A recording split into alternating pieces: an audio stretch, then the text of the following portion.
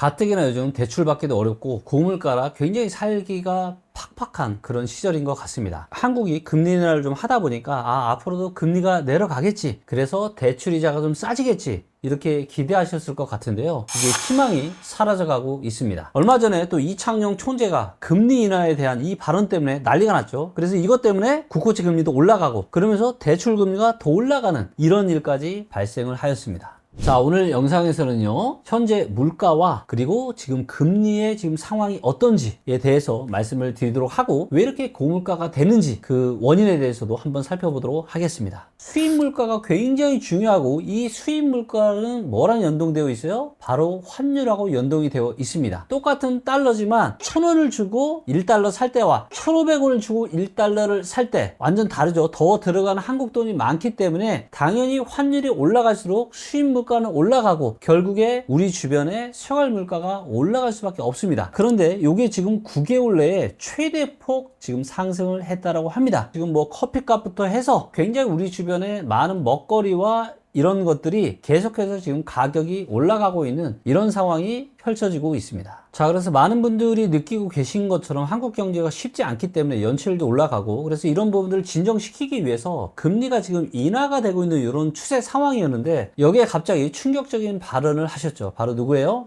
한국은행 총재께서 이런 발언을 했습니다. 금리 방향이 새 데이터로에 달려있다. 많은 사람들이 이러다 금리 인하가 아니라 금리 인상이 나올 수도 있는 거 아닌가, 이런 이야기가 나오면서 채권 시장이 굉장히 술렁이고, 이 차트에서 보시는 것처럼 요게 11월 지금 얼마 되지도 않았는데 채권 금리가 굉장히 많이 상승한 거 보이시죠? 상당히 금융시장에 충격파를 또 던져줬고, 외국인들 입장에서도 그래서 지금 한국 주식을 또 팔고 있는 이런 이유이기도 합니다. 그런데 이제 여기에 진짜 또 중요한 핵심 포인트가 있는데요. 주택담보대출 금리가 당연히 지금 채권금리 따라서 또 올라갔습니다. 그래서 2년 만에요, 지금 주택담보대출 최고 금리가 지금 6%를 돌파했습니다. 그래서 대출은 지금 조이고 있고 금리가 인하가 되는 게 아니라 금리로 오히려 올라가고 있고, 그래서 아마 대출을 지금 받으신 분들의 마음이 굉장히 조마조마하지 않을까. 이렇게 계속 또 대출 금리가 올라가면은 여러분들이 갚으셔야 되는 이런 원리금 상환이 당연히 늘어나겠죠. 거기에 대한 아마 걱정을 하시는 분들이 굉장히 많이 있을 걸로 압니다. 지금부터는 여러분들이 이제 어떤 데이터를 굉장히 주목해서 보셔야 되느냐, 결국에 한국의 이제 이 기준금리 향방, 그리고 여러분들이 받고 있는 신용대출이나 주택담보대출의 이 금리 추이의 향방은요, 신용물 국채금리와 굉장히 유사하다라고 보시면 됩니다. 그래서 보시면 22년, 23년 요때 이제 고점을 찍고 지금 이 이후로 지금 계속 떨어져 왔죠. 금리가 떨어지니까 뭔가 사람들의 어떤 위험 자산에 대한 심리, 그 다음에 어떤 대출을 받는 것에 대한 이런 심리가 좀 좋아졌죠. 그런데 이게 올해 5월 달에 바닥을 치고요, 지금 다시 계속해서 올라가고 있습니다. 이때 기억나시죠? 이때 2022년에 사실은 별 문제가 없었어요. 무슨 위기가 아닌데도 불구하고 단기간에 이렇게 금리가 올라가고 이런 상황이 생기면서 시장이 어떤 문제가 생겼죠? 바로 자금 신용경색 문제가 생겼습니다. 그리고 그것 때문에 부동산 시장이 단기간에 상당히 크게 폭락했던 게 아마 기억이 나실 겁니다. 지금의 이런 추이가 이렇게 22년 하반기처럼 계속 올라갈지 아니면 다시 좀 진정이 될지, 이런 부분들이 굉장히 중요한 관전 포인트가 될 것 같고요. 또 이와 더불어서 지금 계속해서 올라가고 있는 이 환율, 6월 달에 바닥도 7월 달부터 계속 올라가고 있죠. 그래서 환율이 이렇게 올라간다는 얘기는 뭐예요? 수입 물가가 계속해서 올라가고 우리의 삶이 갈수록 팍팍해질 이럴 가능성이 아주 높습니다. 그래서 지금부터는요, 여러분들 국채 이 차트와 환율 차트를 정말로 최소한 주에 한 번은 보시면서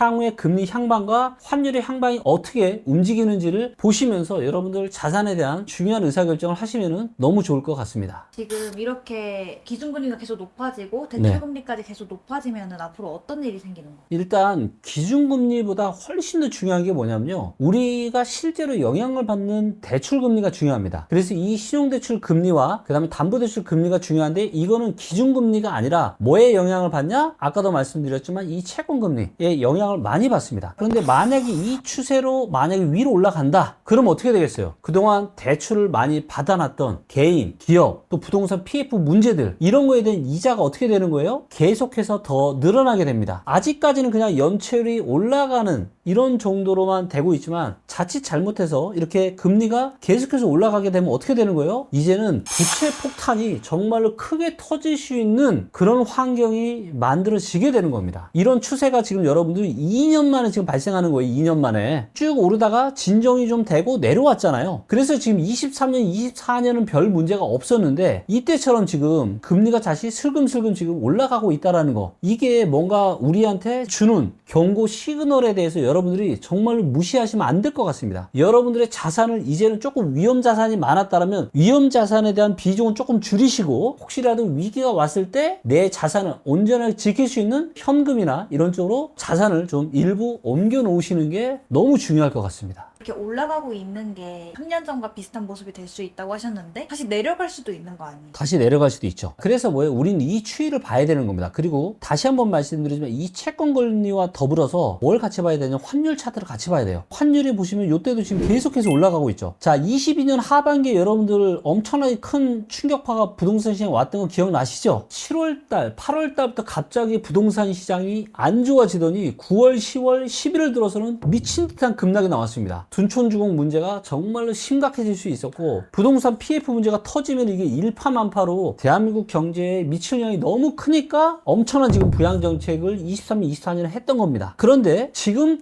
또 이와 유사한 일이 지금 진행이 되고 있다라고 저는 보여지고 있습니다. 자, 보세요. 환율 이때까지만 하더라도 그렇게 많이 안 오르잖아요. 굉장히 조금씩 오르잖아요. 근데 4월 달부터 보세요. 4, 6, 7, 8, 9 쭉쭉쭉쭉 올라가죠. 자, 근데 지금 환율 보세요. 올해 7월 달부터 7, 요때 빼고 8, 9, 10, 11 지금 쭉쭉 올라가고 있잖아요. 이때랑 지금 비슷해요. 자, 그런데 이게 환율 차트만 비슷한 게 아니라요. 채권 금리 차트도 보시면 이때도 어때요? 27년 하반기에 쭉쭉쭉 올라가죠. 채권 금리 상승폭이 요게 지금 하나가 월봉이거든요. 하나가 한 달인데 5월 달에 바닥 찍고 9월, 10월, 11월, 특히 11월 들어서 상당히 이렇게 지금 많이 올라가면서, 그러면서 뭐예요? 지금 코인 시장이나 미국 주식 시장이나 한국 주식 시장이나 얼마 전까지 정말로 뜨거웠던 금, 은과 같은 원자재 시장도 지금 분위기가 좀 안 좋잖아요. 이런 시기에 여러분들 반드시 리스크에 대한, 위험에 대한 관리를 철저히 꼭 하시기를 당부드리도록 하겠습니다. 그래서 다시 한번 정리를 좀 해보면요. 환율이 계속해서 올라가면서 수입 물가가 지금 또 9개월 만에 굉장히 많이 올라가고 있고, 그래서 물가가 올라가고 있는 상황인데 채권 금리마저 같이 지금 동반 상승을 하고 있는 상황입니다. 그래서 아마도 금리 인하를 기대하셨던 분들에게는 굉장히 실망스러운 상황이 아닐 수 없는데요. 그런데 중요한 거는 뭐냐? 우리가 현실을 인정하고 이제는 현금을 아끼고 조금씩 불려나가야 됩니다. 그리고 과도하게 대출을 이렇게 하셨던 분들은요, 정말 대출에 대한 리스크 관리를 이제는 본격적으로 하셔야 된다. 왜? 대출 금리가 계속 올라갈 수 있기 때문에. 이 영상 보시면서 마음을 좀 차분하게 가라앉히시고 한 번만 더 생각해 보십시오. 대한민국 역사상 최근 몇 개월 동안 이렇게 주가가 오른 적이 거의 없었어요. 그리고 급하게 오른 뒤에는 또 안 좋은 일이 발생할 가능성이 상당히 높습니다. 정말로 신중하게 고민을 좀 해보셨으면 좋을 것 같고요. 5년 전에 우리 대출 받으셨던 분들, 이분들이 지금 이제 금리가 그때보다 많이 올라 있어서 연체율이 계속 증가하고 있는데 5년이 도래하시는 분들이 계속 지금 많아질 거거든요. 그럼 이분들은 어떻게 해야 돼요? 내가 대출 지금 상환액이 지금보다 크게 증가할 수 있구나, 이런 부분들을 생각을 하시면서 여러분들 자금 계획에서 대출 상환금에 대한 이런 부분을 조금 더 높여놓는 이런 현명한 지혜가 필요한 때가 아닌가 생각합니다. 저희 리치고에서는 앞으로도 여러분들에게 발빠르고 좋은 정보를 전달하면서 여러분들이 어떻게 해서 자산을 잘 지켜나가면서 불려나갈 수 있는지, 이런 부분들에 대해서 꾸준히 좋은 영상으로 함께 하도록 하겠습니다. 여러분들의 좋아요와 구독, 댓글은 항상 큰 힘이 되고 있습니다. 감사합니다.